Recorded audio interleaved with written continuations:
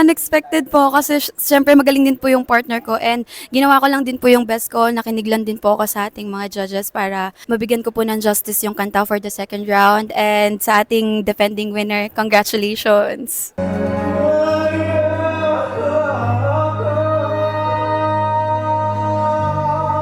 Ay para po sa aking second na pagbabalik ay mas confident ako ngayon compared nung first but yeah, grabe pa rin ang competition. Still a competition and grabe rin. Grabe talaga. Grabe yung competition. Yung binigay nila yung tama lang na interpretasyon ng song.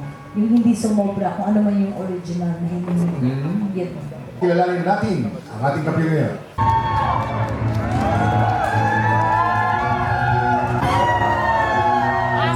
CJ, member ng Gold Stars, ikaw ang bagong kampiyon. Congratulations! Emotional po kasi sulit po yung biyahe, yung pagod po ng tito ko, yung lola ko, yung baby ko po na nag-aantay